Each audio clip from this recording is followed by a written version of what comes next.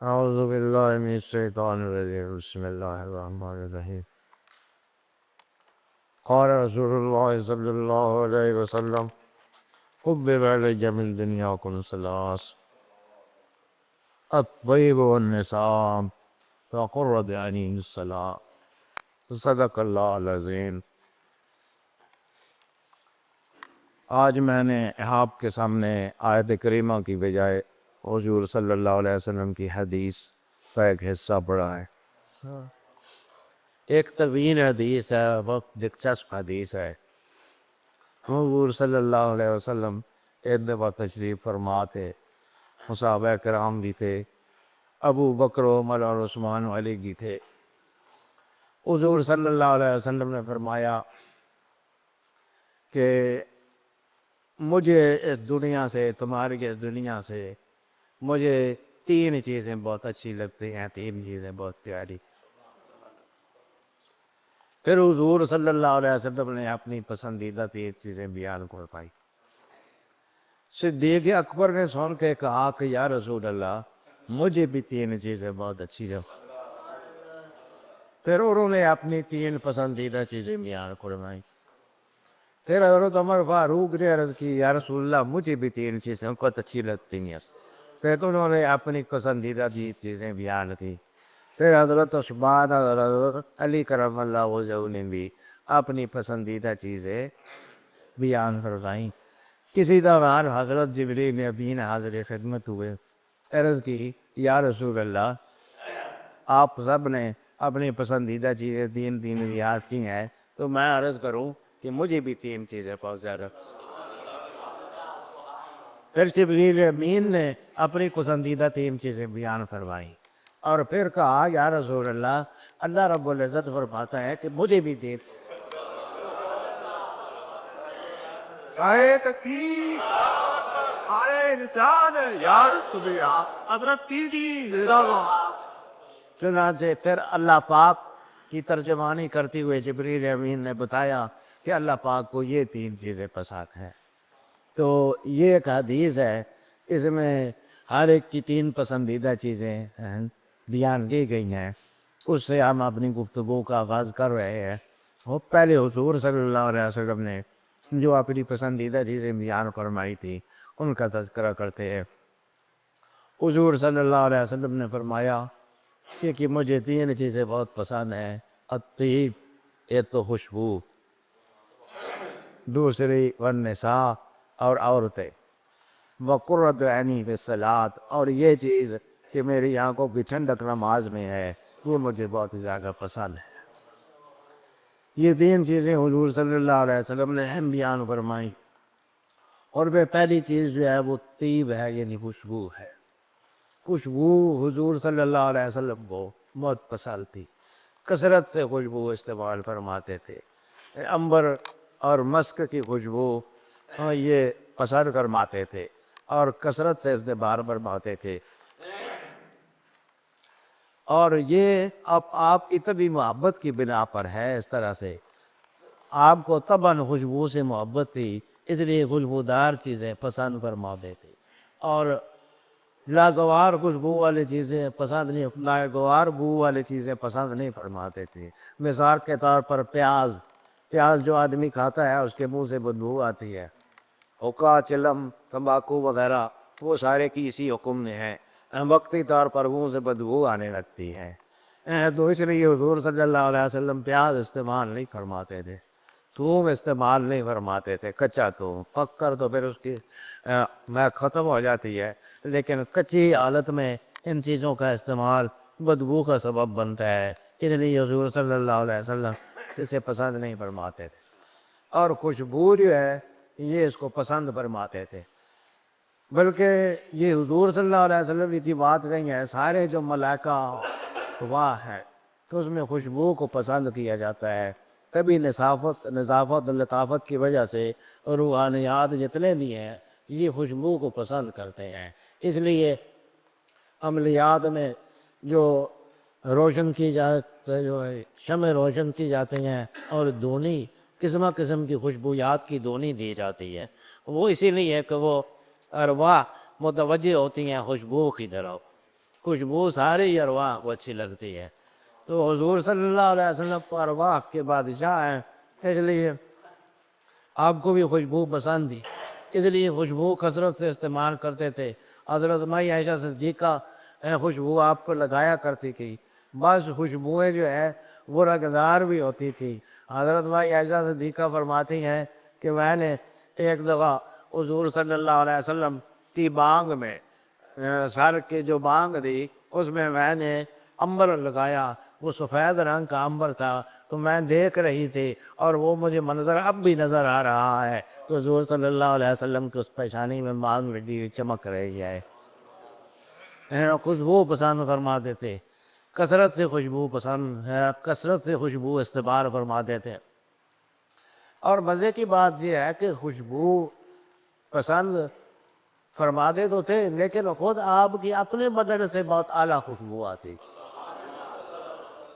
وہ قطع نظر اس خوشبو کے جو باہر سے لگائی جاتی تھی، باہر سے بھی آپ لگا لیتے تھے سنت کرنے کے لیے تاکہ مسنون ہو جائے، لوگوں میں بھی اس کا استعمال کا رواج پڑ جائے، استعمال فرماتے تھے تاکہ کوئی بھی غیر امتی استعمال کرے تو سنت ہو اس کے لیے، لیکن خود آپ کو خوشبو کی ضرورت نہیں تھی۔ حضور صلی اللہ علیہ وسلم کو اللہ پاک نے بنائے ہی خوشبودار، اور وہ خوشبو کوئی خاص قسم کی خوشبو تھی، عجیب خوشبو تھی، عام خوشبوؤں سے مختلف۔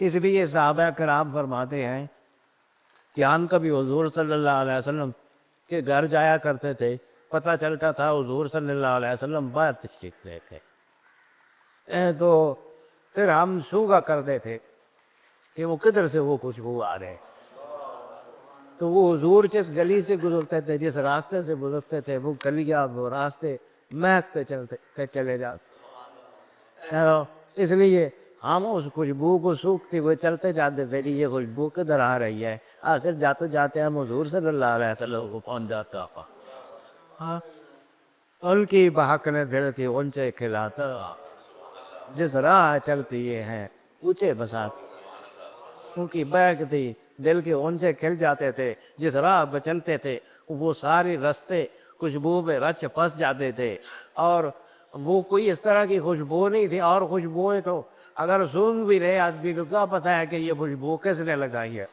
وہ ایک خاص خوشبو تھی، اس کا پتہ تھا کہ یہ حضور صلی اللہ علیہ وسلم کی ذاتی ہوا ہے، اس لیے سب کو پتہ ہوتا تھا۔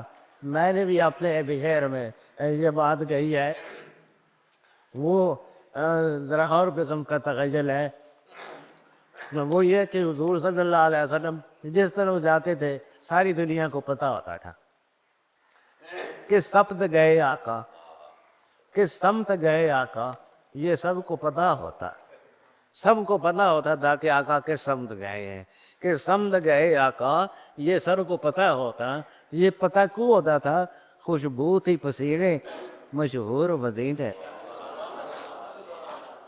وہ خوشبو پسینے کی مدینے میں مشہور تھی، جس لیے ہر آدمی کو پتہ، جو ہی وہ خوشبو سونگتا تھا اس کو پتہ چل جاتا تھا کہ ادھر سے آقا گئے ہیں، اور وہ اگر ملنا چاہے تو اسی طرف چلا جاتا تھا اور اس خوشبو پہ چلتے چلتے ملاقات ڈال لیتا تھا انہوں صلی اللہ علیہ وسلم۔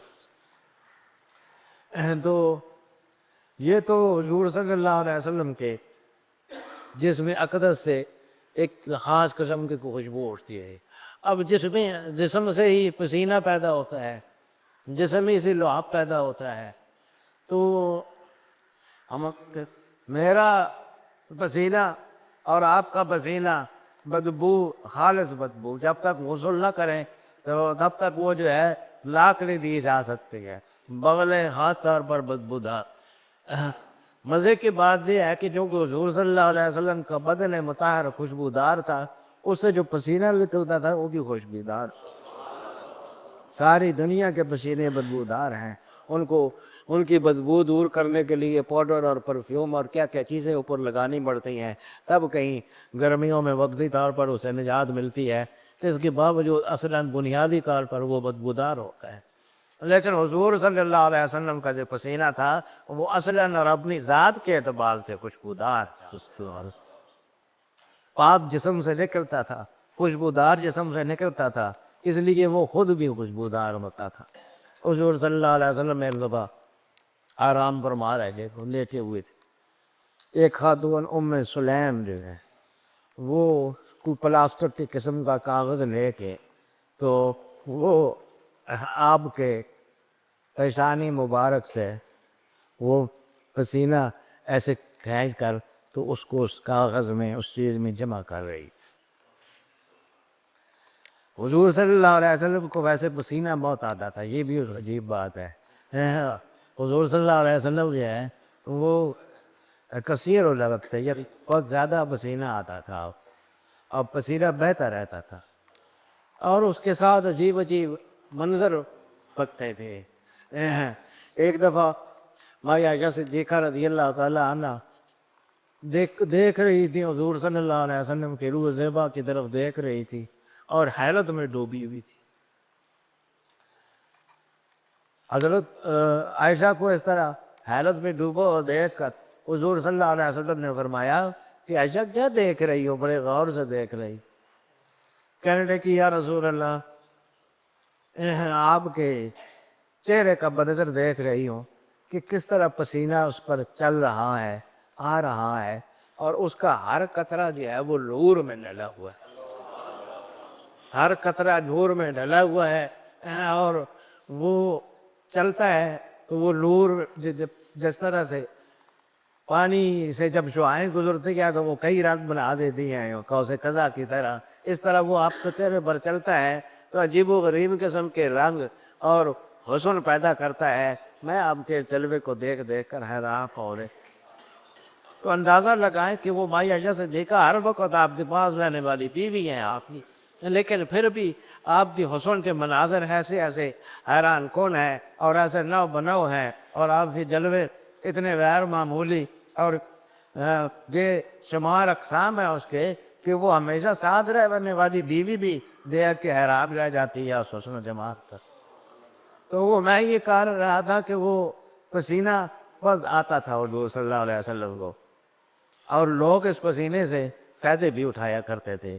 ام سلیم جو ہیں وہ آپ کا پسینہ کاغذ پر یا پتہ نہیں کس چیز پر جمع کر رہی تھی، وہ پسینہ ادھر ہاتھ مارتی تھی تو جتنا وہ پسینہ ہوتا تھا وہ اس میں آ جاتا تھا۔ حضور صلی اللہ علیہ وسلم سوئے ہوئے تو ان کے ہاتھ مارنے سے بیدار ہو کے کہنے فرمانے لگے کیا کر رہی ہو؟ کہنے لگے جی آپ کا پسینہ حاصل کرنے کی کوشش کر رہی ہوں، پسینے کے چند قطرے حاصل کرنا چاہتی ہوں۔ فرمایا کیا کرو گی ان کو؟ کہنے لگی جی ہم دلہنوں کو جب رخصت کرتے ہیں اور ان کو خوشبو دیتے ہیں تو ہماری خوشبوئیں تو جیسے بھی ہوتی ہیں، ہم ان میں آپ کی اس پسینے کا ذرا سا قطرہ ڈال دیتے تو وہ پھر مہک اٹھتی ہیں، وہ کتنی عجیب خوشبو ہو جاتی ہے جیسے خوشبو ہوتی ہے جس سبحان اللہ۔ تو یہ شان ہے اور سکن پسینے مبارک کی خوشبو کی کہ وہ خوشبوؤں کو خوشبودار بنا دیتا، یہ خوشبوئیں اس کے ساتھ مزید خوشبودار ہو جاتی ہیں۔ تو یہ متعدد چیزوں میں یہ شے پائی جاتی تھی۔ ایک دفعہ ایک شخص حضور صلی اللہ علیہ وسلم کی خدمت میں آیا، آ کر عرض کی یا رسول اللہ میری بیٹی کی شادی کیا، اور یہاں ہمارے عربوں میں دستور ہے یا رسول اللہ، جیسے آپ جانتے ہیں کہ شادی میں دلہن کو خوشبو بہارا بھی ضرور دی جاتی ہے۔ عربوں میں ویسی بھی خوشبو بہت رواج تھا۔ اب بھی آپ سعودی عرب جائیں تو آپ کو لاکھوں کروڑوں کے سٹور ملیں گے عطریات کی، خوشبویات کی، وہ اتنی حیران کن بڑے بڑے سٹور ہیں اور انواع و اقسام کی خوشبوئیں وہاں رکھی ہیں، ہمیں تو ان کے نام ہی نہیں آتے ہیں۔ عربوں کو خوشبو کا بہت بڑا ذوق ہے۔ تو اس آدمی نے کہا کہ یا رسول اللہ خوشبو ہمارے یہاں مروج ہے کہ دلہن کو دی جاتی ہے، تو میری بیٹی کی روشنی کا وقت ہے اور خوشبو نہیں ہے۔ تو گرمی کا موسم تھا، حضور صلی اللہ علیہ وسلم کو خوب پسینہ آ رہا تھا، فرمایا اچھا ایک پیالہ لا۔ وہ ایک پیالہ لاکھ کو حضور صلی اللہ علیہ وسلم کے سامنے رکھا تو حضور صلی اللہ علیہ وسلم نے اپنے ایک بازو پر جتنا پسینہ آ رہا تھا اس کو نچوڑ دیا اس نے، پھر دوسرے بازو پر جتنا پسینہ آ رہا تھا اس کو بھی اس پہ نچوڑ دی. وہ تھوڑا سا پسینے سے وہ پسینہ مبارک تھوڑا سا اس پیالے میں آ گیا، فرمایا جا یہ اپنی بیٹی کو دے دے. تو وہ سارا اس نے کیا دینا تھا، وہ تو بیٹی کے لیے تو چند قطرے ہی کافی تھے، وہ پھر انہوں نے رکھ لیا. تو وہ پھر اس کو استعمال کیا کرتے تھے کبھی کبھی. تو ایسا عجیب و غریب منظر روایات میں آتا ہے کہ جس وقت وہ اس کو استعمال کیا کرتے تھے وہ گھر والے لوگ جمعے کے دن یا کسی خاص دن ہو تو وہ سارا مدینہ اس کے ساتھ محک اٹھتا. تو قسم یا بیت المفیبین، تو ان کے گھر کا نام ہی لوگوں نے خوشبوداروں کا گھر رکھی. یہ خوشبودار لوگوں کا گھر ہے، کس سے خوشبوئیں بیٹھتی ہیں اور اٹھتی ہیں. وہ پسینہ حضور صلی اللہ علیہ وسلم کا اس کی خوشبو تھی. تو حضور صلی اللہ علیہ وسلم میں عرض کیا کہ اصل میں یہ آپ کے بدن کی ذاتی خوشبو تھی. وہ پسینے میں بھی جلوہ گر ہوتی تھی، وہ آپ کے لعاب میں بھی چلی آتی تھی. ایک دفعہ حضرت وائل ابن حجر کہتے ہیں کہ ایک کنواں تھا، بہت اس کا ذائقہ خراب تھا، بد ذائقہ تھا، کھاری باری تھا اس کا. حضور صلی اللہ علیہ وسلم نے کلی فرمائی اور وہ لعاب جو اس پانی کے ساتھ آمیزہ تھا وہ اس میں ڈال دیا، کلی کر دی اس کنویں کے اندر. بس اس کے بعد یہ ایک تو بڑا کمال یہی ہوا کہ اس کی جو کھاری پن ہے یا اس کا بد ذائقہ پن ہے وہ ختم ہو گیا، بہت خوشبودار ہو گیا. مزے کی بات یہ ہے کہ کستوری کی خوشبو بھی آنے لگی. لانے پرتی آنے رسالو یا رسول اللہ شفی زلو. ایک صحابی تھے حضرت عتبہ رضی اللہ تعالی، انہوں نے 4 شادیاں کی ہوئی تھیں، 4 بیویاں تھیں.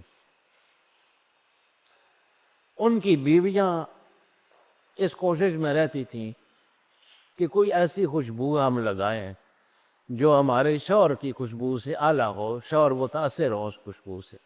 لیکن ہوتا یہ تھا کہ وہ شوہر عتبہ جب بھی آتے تھے تو وہ ساری خوشبو ان کے سامنے مان پڑ جاتی تھی اور ان کی اپنی خوشبو غالب ہوتی. یہ عورتیں تھک گئیں، قسم اعلیٰ خوشبو یاد مداؤ گئے. آخر انہوں نے گھیرا اپنے خوابوں اور کہا کہ جی ہمیں بتائیں آپ کیا خوشبو لگاتے ہیں، ہم نے کتنی اعلیٰ خوشبوئیں منگا کے استعمال کی ہیں آپ کی توجہ کھینچنے کے لیے اور اس کے لیے کہ وہ ان کی خوشبو کچھ ایسی ہو کہ آپ پر اثر انداز ہو، لیکن وہ آپ پر کیا اثر کری، آپ کی اپنی خوشبو ہوتی ہے، آپ بتائیں آپ کیا خوشبو لگاتے ہیں. انہوں نے کہا کہ میں تو خوشبو لگاتا ہی نہیں ہوں، جیسا کہ تمہیں پتہ ہے نہ میرے پاس کوئی عطر نہ میرے پاس کوئی یہ عطر بھی، میں تو خوشبو لگاتا ہی، یہ تو خوشبو جو ہے میرے اندر سکتی ہے. انہوں نے کہا جی کہ آپ کی کس طرح کیوں آتی ہے خوشبو آپ کی جسم سے؟ وہ فرمانے لگے کہ میں چھوٹا سا تھا تو میرے بدن پر خارش سی ہوتی تھی، میرا سارا بدن وہ خارش ذری چھوٹی چھوٹی پھنسیاں بھی اوپر نکل آئی. میں حضور صلی اللہ علیہ وسلم کی خدمت میں حاضر ہوا، کہا یا رسول اللہ جی مجھے پھنسیاں نکل آئی ہیں، بہت تکلیف ہوتی ہے، خارش تو. فرمایا اچھا تو کپڑے اتار اپنا پردہ ڈھک کے باقی کپڑے اتار. چنانچہ میں نے اپنا پردہ ڈھانپ کے قمیض اتار دی، سلوار اتار دی، صرف جو واجبی اور ان سے اس کو ڈھانپنا ضروری تھا اس کو باقی رکھا، باقی سارے کپڑے اتار دیے. تو حضور صلی اللہ علیہ وسلم نے وہ سر سے لے کے تو وہ نیچے پاؤں تک اپنا دست مبارک پھیرا، کیونکہ خارش سارے بدن پر تھی، وہ سارے بدن پر حضور صلی اللہ علیہ وسلم نے ہاتھ پھیرا. وہ جو ہی آپ ہاتھ پھیر کے فارغ ہوئے میری پھنسیاں تو اسی وقت ہی ختم ہو گئی اور یہ داغ بھی پیدا ہو گیا کہ آپ کا معطر آپ کرنے کی وجہ سے میرا سارا بدن خوشبودار. ارے پارہ رسالت یاس آیا علی سنت. تو اس طرح خوشبو حضور صلی اللہ علیہ وسلم کے جس میں اقدس سے آتی تھی، آپ کے دست مبارک سے آتی تھی، ہاتھوں سے آتی تھی۔ صحابہ کرام فرماتے ہیں کہ ہم نے حضور صلی اللہ علیہ وسلم کو بارہا مصافحہ کیا تو وہ ایسے ہوتا تھا کأنما اخرج من جونۃ عطار، جیسے آدمی کہے کہ یہ کسی عطار کی ڈبیا سے، عطر کی ڈبی سے باہر نکالا گیا ہے، یعنی گویا بھی تازہ تازہ ڈبی میں رکھا ہوا تھا، وہ باہر نکالا گیا ہے، تو وہ جو خوشبو مہک کی تھی، پھولتی تھی، وہ محسوس ہوتی۔ اور پھر بعض دفعہ ایسا بھی ہوتا تھا کہ مصافحہ کرتے تھے حضور صلی اللہ علیہ وسلم کے ساتھ لوگ، یا حضور صلی اللہ علیہ وسلم بچوں کے سر پر ہاتھ پھیر دیتے تھے، تو وہ مصافحہ کرنے والے بھی کئی دیر تک اس خوشبو کو محسوس کرتے رہتے تھے، اور وہ جس بچے کے سر پر ہاتھ پھیر دیتے تھے وہ بھی خوشبودار ہو جاتا۔ ایک دفعہ ایک صحابی بچے کے سر پر حضور صلی اللہ علیہ وسلم نے ایسے پیار سے لاڈ سے اوپر سر پر ہاتھ پھیر دیا تو وہ ان کا سر معطر ہو گیا۔ کمال یہ ہے کہ وہ کوئی ایسی خوشبو ہوتی تھی کہ وہ دھونے وغیرہ کے ساتھ مکمل نہیں تھی، دھونے سے وہ قائم رہتی تھی، غسل کرے، صابن ملے، جو مرضی کرے، وہ خوشبو جو ہے وہ قائم رہتی تھی۔ اس برخوردار جس کے سر پر آپ نے ہاتھ پھیر دیا تھا، اس کے بارے میں تاریخوں میں لکھا ہوا ہے کہ ان کی 7 پشتوں کے سر سے وہ مہک آتی رہی۔ سبحان اللہ۔ سو کس قسم کی خوشبو ہو ان کی مہک نے دل کے ونچے کھلا دیتی، جس راہ چل دی گئی ہیں کوچے بسا دی۔ یہ خوشبوئیں حضور صلی اللہ علیہ وسلم کو اللہ پاک نے عطا فرمائی تھیں، یہ ان کی ذاتی خوشبو تھی، یہ ان کے بدن اقدس کی خوشبو تھی۔ یہ خوشبو کسی خارجی خوشبو کی محتاج نہیں تھی، خوشبو لگانے کی محتاج نہیں تھی، اتنی اہتمام کی ضرورت نہیں پڑتی تھی آپ کو، بس ویسے ہی جدھر جاتے تھے خوشبوئیں مہکتی رہتی تھیں۔ ان کی خوشبو سے مہکے چمن در چمن ابھی اقبال سے پڑھ رہے تھے، وہ ان کی خوشبو سے چمن در چمن جو ہے وہ مہکتے تھے۔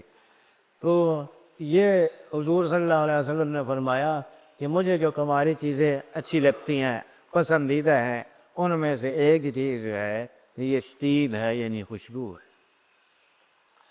دوسری فرمایا کہ النساء،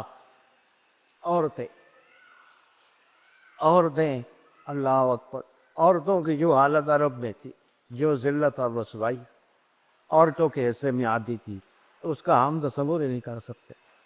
عورت زندہ دفن کر دی جاتی، بچی پیدا ہوئی کسی، اس کو زندہ دفن کر دیا جاتا تھا۔ قرآن کریم نے اس بات کو بڑی سختی سے منع کی، وَلَا تَقْتُلُوا أَوْلَادَكُمْ، اپنی اولادوں کو قتل مت کرو۔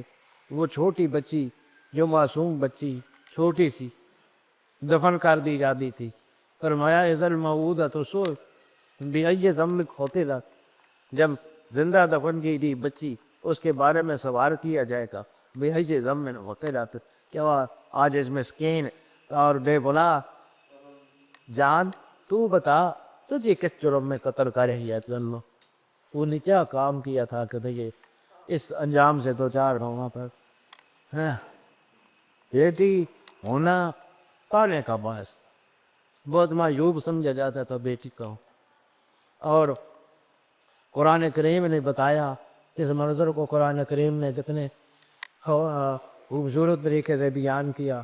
فرمایا اذا بشر احدهم بالانثى ظل وجهه مسودا وهو كظيم، جب ان میں سے کسی کو بتایا جاتا ہے کہ تیری بیٹی ہوئی ہے، ظل وجهه مسودا، وہ غم کے ساتھ اس کا چہرہ تاریک ہو جاتا ہے، وہ کظیم، اور وہ غم اور غصے سے بھر جاتا ہے، یتوارا من القوم، اور وہ سوچتا ہے کہ میں قوم سے اپنا منہ کس طرح چھپاؤں، من سوء ما بشر به، جس چیز کو اس کو خوشخبری دے دی ہے وہ اتنی بری ہوتی ہے اس کے نقطۂ نگاہ میں کہ اس کے ساتھ اس کے بعد وہ لوگوں کو منہ دکھانے کے قابل نہیں رہتا ہے، اس لیے یتوارا من القوم، وہ قوم سے چھپتا پھرتا ہے۔ ایمسک علی ہون، وہ اس ذلت کے ساتھ اس کو زندہ رکھے، ام یدسہ فی التراب، یا زمین میں اس کو گاڑ دے، زندہ دفن کر۔ ایک شخص نے حضور صلی اللہ علیہ وسلم کو بتایا کہ یا رسول اللہ مجھے بیٹیوں سے بہت نفرت تھی، سخت نفرت۔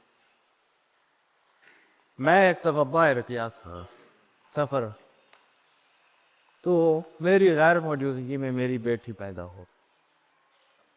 میری بیوی کو پتہ تھا کہ مجھے بیٹیوں سے سخت نفرت، اس نے وہ اپنی کسی سہیلی کو وہ دے دی، اپنی ہمسائی کو دے دی کہ بھئی میری اس کو تو سنبھال لے، میرا خاوند کہ بیٹی برداشت نہیں کرے گا۔ چنانچہ وہ ہمسائی نے سنبھالا اس میری بیٹی۔ میں واپس آیا تو مدتوں بعد لوگ واپس آتے تھے، اس زمانے میں سفر پیدل ہوتے تھے، ہوائی جہازوں اور بسوں پر نہیں ہوتے تھے، مہینوں کے زمانوں بعد واپس آتے تھے۔ میں واپس آیا تو بیوی سے پوچھا، بیوی نے کہا کہ حمل ضائع ہو گیا تھا۔ بہرحال میں کوئی خاص کوئی دلچسپی نہیں لی کہ چلو ضائع ہو گیا، تو وہ ہمسایوں کی جو بچی تھی وہ ہمارے پاس آیا تھا، وہ مجھے بہت اچھی لگتی تھی، میں اس کے ساتھ پیار کرتا تھا اور وہ بھی میرے ساتھ بہت لپٹتی تھی اور عجیب عجیب قسم کی لال اور پیار کی حرکتیں کرتی تھی، اور وہ مجھے بہت اچھی لگنے لگ گئی۔ ہمسایوں کی بیٹی تھی وہ، در حقیقت اس کی اپنی بیٹی تھی، وہ میرے ساتھ بہت پیار کرتی تھی، تو وہ جو کہ خون کی کشش تھی، وہ بھی بیٹی بھی اس کے ساتھ بہت زیادہ محبت کرتی تھی۔ تو میری اس کے ساتھ محبت مثالی ہو، اتنی مثالی ہو گئی کہ مجھے اس کے بغیر چین نہیں آتا۔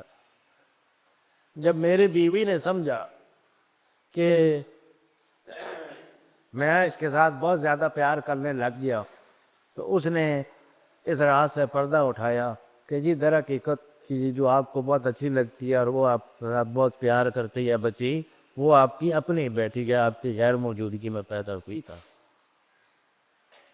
بس یوں ہی اس نے یہ بات کی، میرے ذہن میں جو بیٹیوں سے نفرت تھی وہ پوری شدت سے عود کر آئی، اور میں نے سوچ لیا کہ میں اس کو بہرحال زندہ دفن کر کے چھوڑوں گا۔ چنانچہ ایک دن میں اس کو لے باہر جگت کسی کئی وغیرہ بھی لے لی، بیچا جو ضرورت کی تھی جی، وہاں جا کے میں نے گڑھا کھودا۔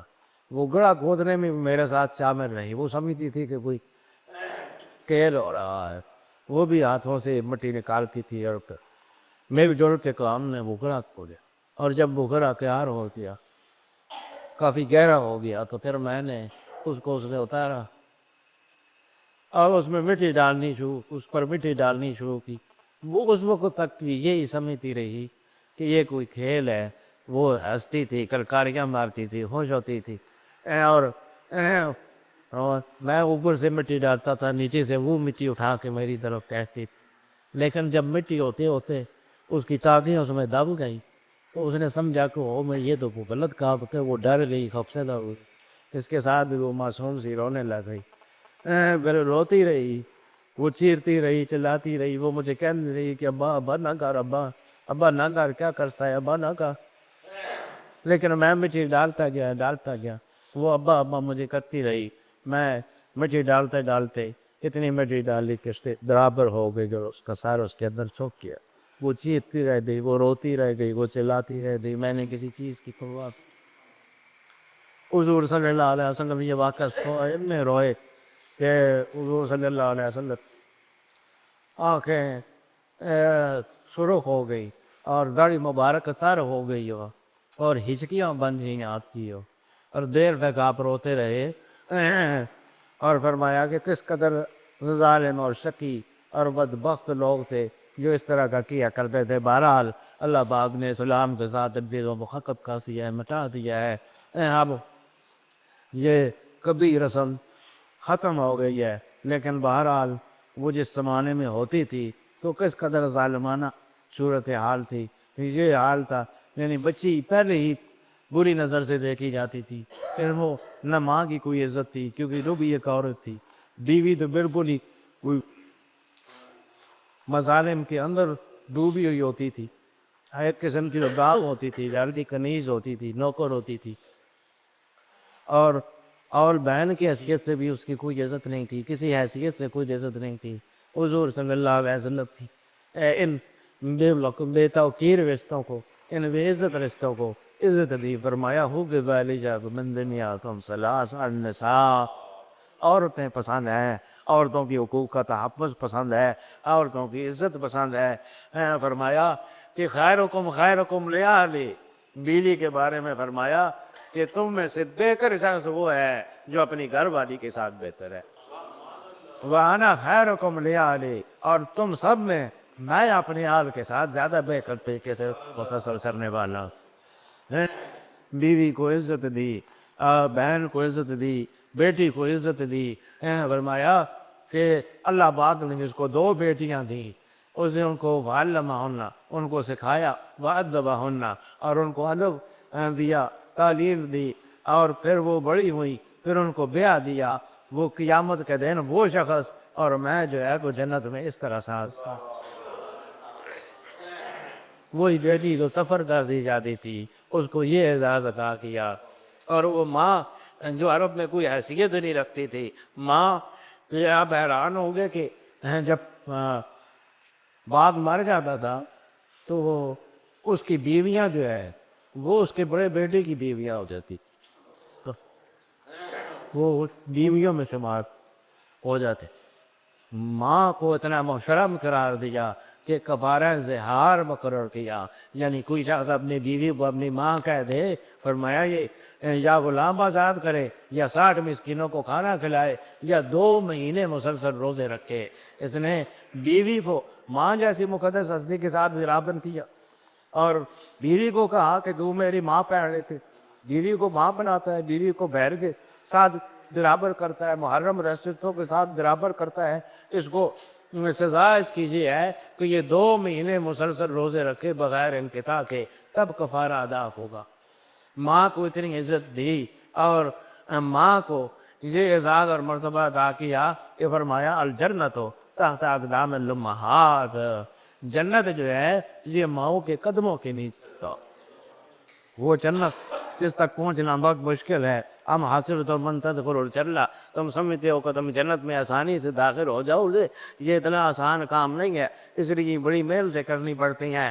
وہ عظیم الشان جنت جو 7 آسمانوں سے اوپر ہے، جو بلندیوں پر ہے، حضور صلی اللہ علیہ وسلم نے اس کو اتار کر ماں کے قدموں کے نیچے رکھا تھا۔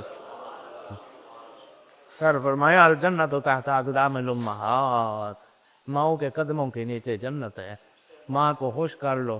اے ماں اتنی بڑی ہستی ہے کہ اس کے قدم جو ہے ان کو یہ اعزاز ہے کہ جنت اور قدموں کے نیچے ہے، اس لیے اس سے ماں خوش ہو گئی۔ اس کے جرتی ہونے میں کیا شک رہ گیا، کیا شبہ رہ گیا۔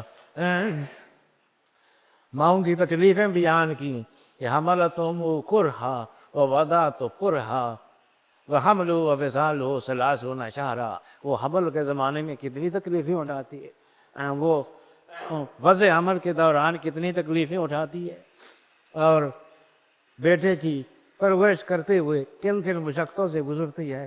یہ ساری مشقتیں گزرنے کا صلہ بیٹے کو دینا چاہیے، خدمت کے ساتھ، اس کی اطاعت کے ساتھ، اس کی فرما برداری کے ساتھ ماں کی بھرپور خدمت کرنی چاہیے۔ ایک آدمی نے کہا یا رسول اللہ میں جہاد میں جانا چاہتا ہوں آپ کے ساتھ۔ فرمایا اللہ کا ام، ماں ہے؟ کہا یا رسول اللہ ہے۔